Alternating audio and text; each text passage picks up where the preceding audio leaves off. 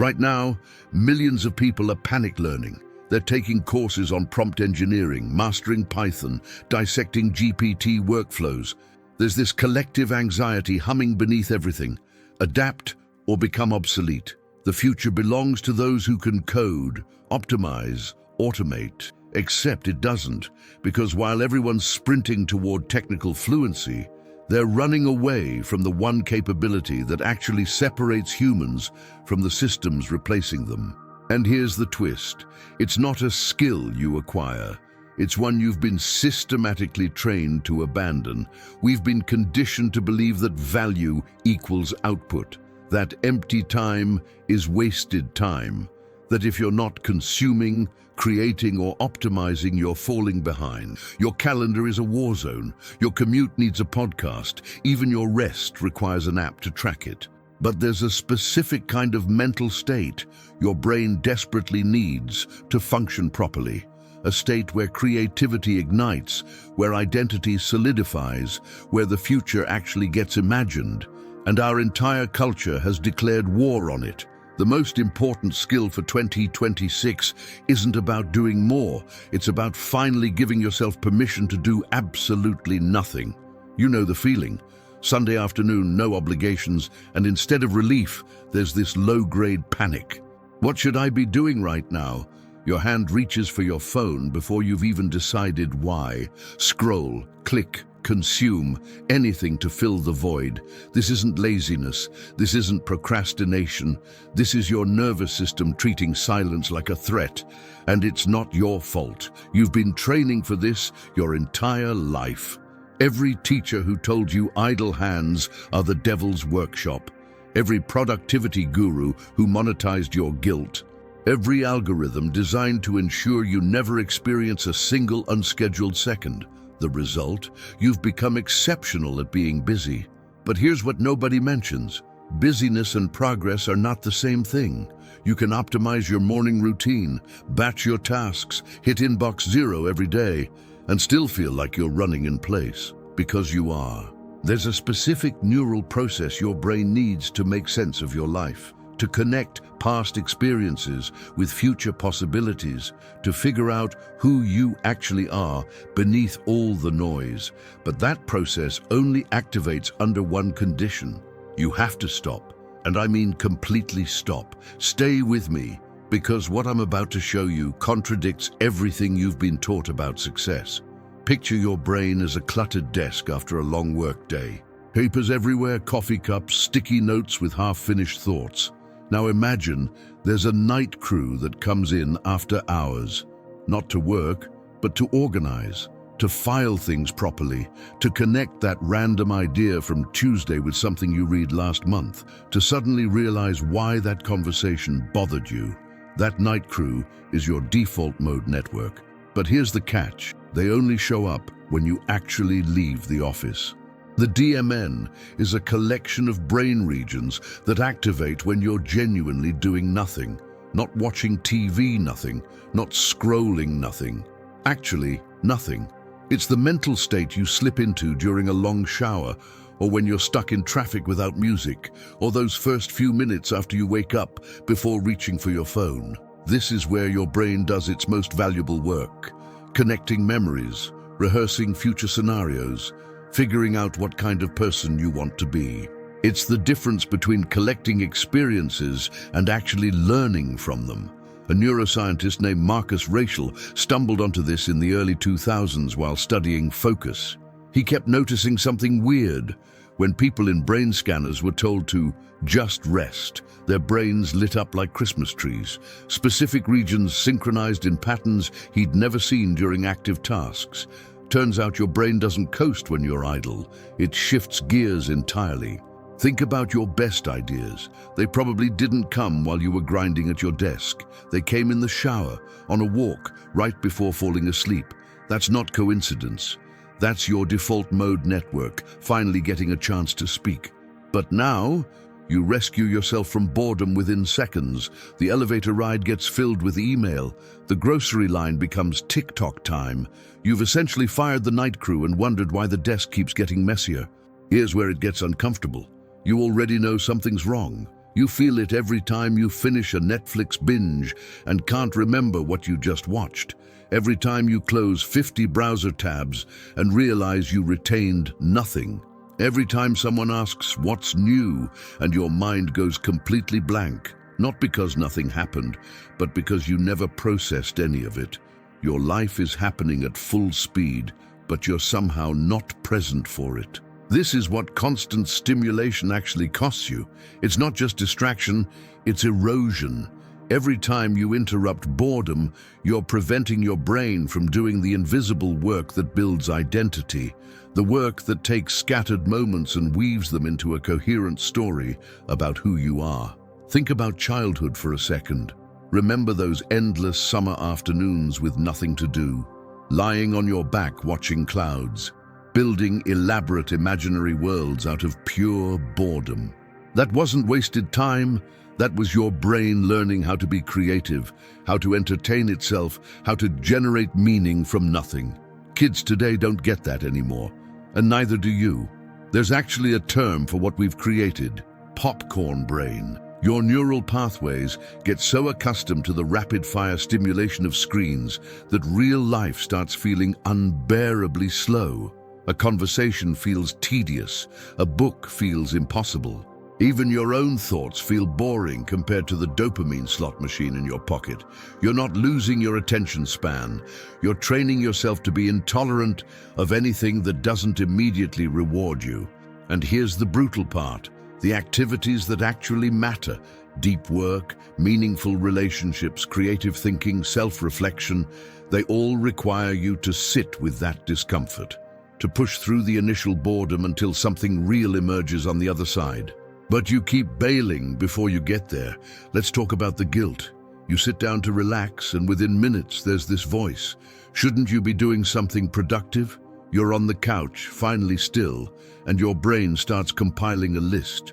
Emails you haven't sent, skills you should be learning, that course you bought 3 months ago and never started. Rest stops feeling like rest. It becomes another thing you're failing at. This is the productivity cult's greatest trick, convincing you that your worth is measured by your output, that every moment needs a purpose, that doing nothing is the same as being nothing. You see it everywhere. LinkedIn posts celebrating 4 a.m. wake-ups, threads about optimizing your commute, the phrase "rise and grind" treated like gospel instead of the dystopian nightmare it actually is. We've gamified existence itself, and suddenly your Sunday afternoon needs a productivity score. But here's what nobody tells you. Motion and progress are not the same thing. You can be incredibly busy and go absolutely nowhere. You can check every box, hit every deadline, maximize every minute, and still end the year feeling like you're exactly where you started, because you're optimizing the wrong thing. Real progress, the kind that actually changes your life, requires space. It needs those long, seemingly unproductive stretches where you're just thinking, processing, letting ideas marinate until they transform into something you couldn't have forced. Einstein called it combinatory play. He'd spend hours sailing, doing nothing, letting his mind wander. That's where relativity came from, not from grinding harder, but from finally giving his brain permission to connect dots in strange new ways. Your best work isn't waiting on the other side of more effort, it's waiting on the other side of more space, but you have to stop long enough to find it. Now connect this to something you might have felt recently, that eerie blankness when someone asks about your future. Where do you see yourself in 5 years? And your mind just freezes, not because you're unmotivated, not because you don't care, but because the mental machinery that builds future scenarios has been sitting idle for so long that it's forgotten how to run. Your default mode network doesn't just process the past, it's how you imagine what's next. It takes memories, remixes them, runs simulations. It's the part of your brain that says, based on everything I know, here's what might happen if I try this. It's how you rehearse difficult conversations before having them, how you test out career moves without risking everything, how you build a vision of who you want to become. But that system needs raw material. It needs space to wander through your experiences and play with possibilities. When you're constantly consuming podcasts, articles, videos, tweets, you're only adding ingredients. You never give the kitchen time to actually cook something. Remember being a kid on a long car ride with no devices? Your mind would drift into elaborate fantasies.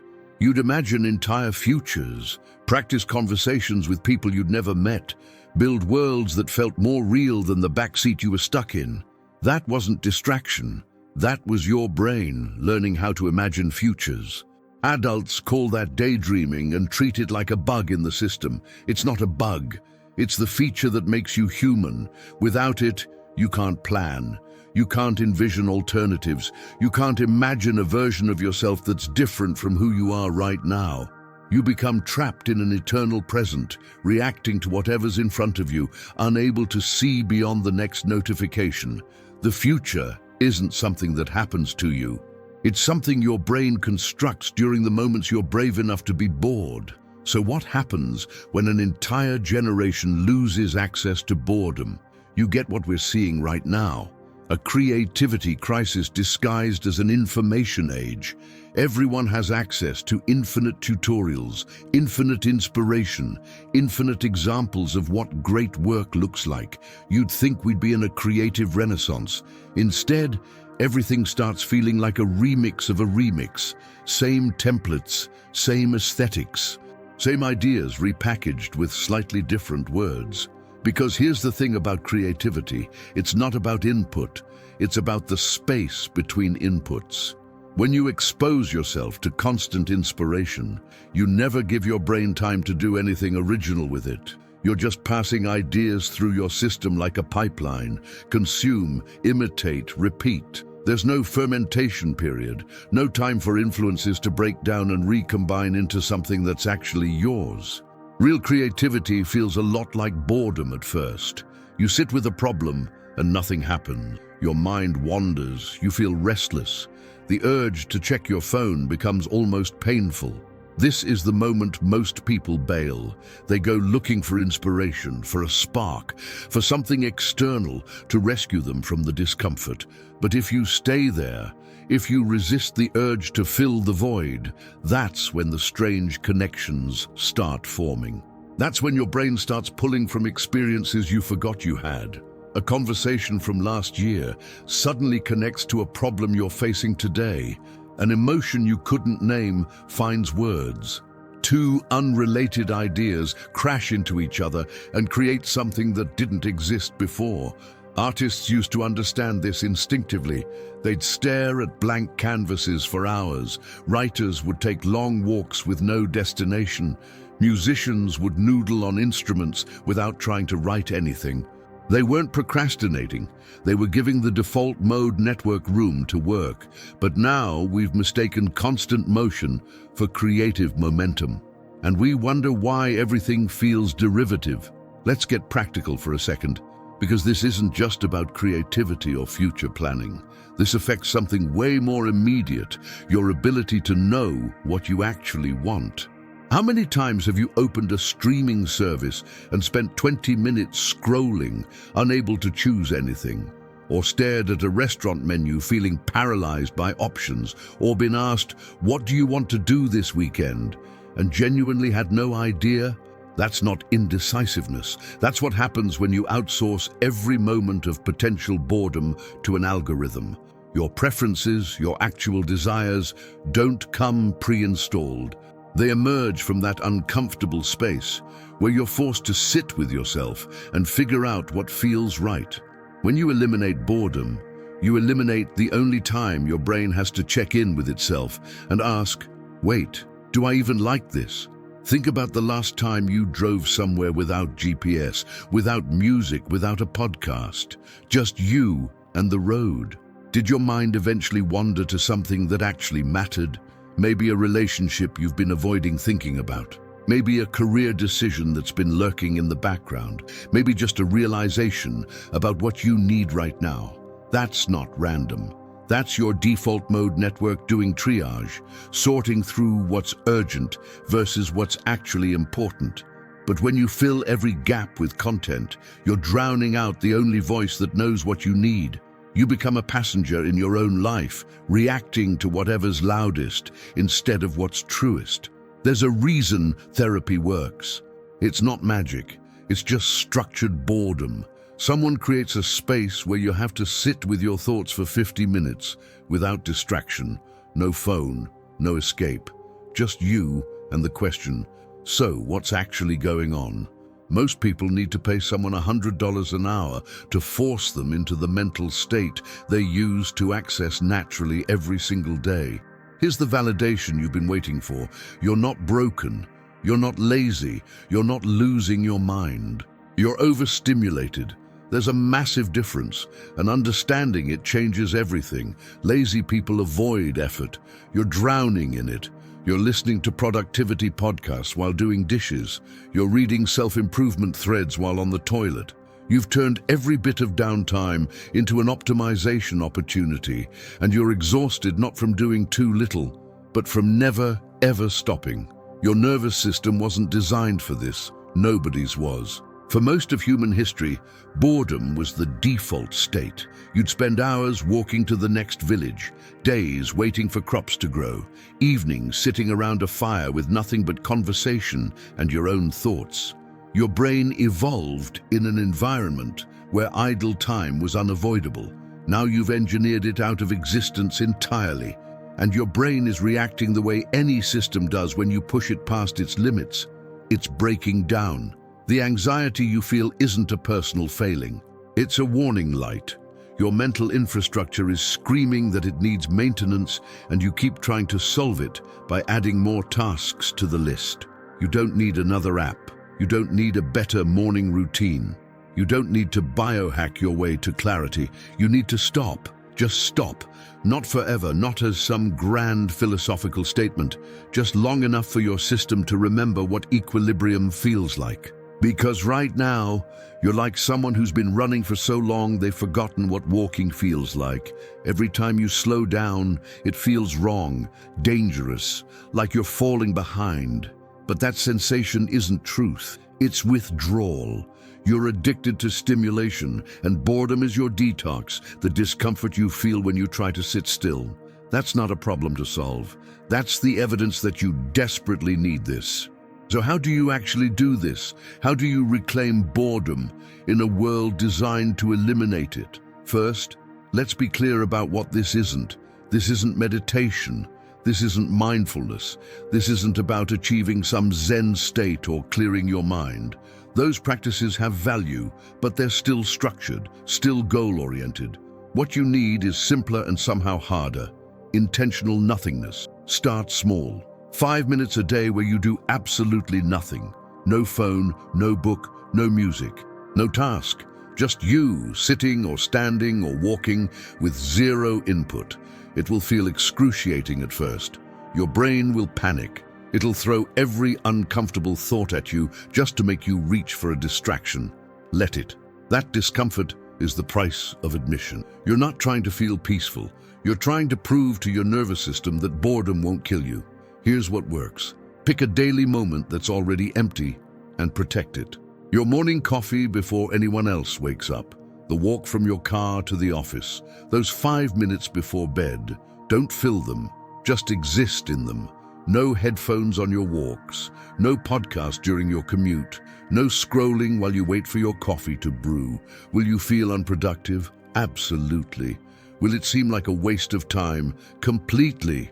That's the point. You're building a muscle that's atrophied, the muscle that tolerates silence, that generates ideas from nothing, that knows who you are without external input constantly telling you. Some people call this strategic boredom. Others call it productive idleness. Call it whatever helps you do it. Because here's the truth. Every insight that ever mattered to you came from a moment like this. Every major life decision, every creative breakthrough, every time you figured out what you actually wanted, those moments didn't happen because you tried harder. They happened because you finally stopped trying and gave your brain space to show you what it's been trying to say all along. So while everyone else is racing to master the next tool, the next skill, the next optimization hack, you're going to do something radically different. You're going to sit still, not because you've given up, not because you're opting out, but because you understand something they don't. The future isn't built by people who process information faster. It's built by people who can still think for themselves. Start today. 5 minutes of nothing. No heroics, no perfection, just you and the discomfort of your own mind. And here's what'll happen. At first, nothing. Then more nothing. Then eventually, something so obvious you'll wonder how you missed it. That's your default mode network coming back online. If this hit differently than you expected, subscribe, because we're not done dismantling the myths that keep you stuck. And if someone you know is running themselves into the ground trying to do more, send them this. They need permission to stop more than they need another productivity tip. The most important skill for 2026 isn't something you learn, it's something you remember. See you in the next one.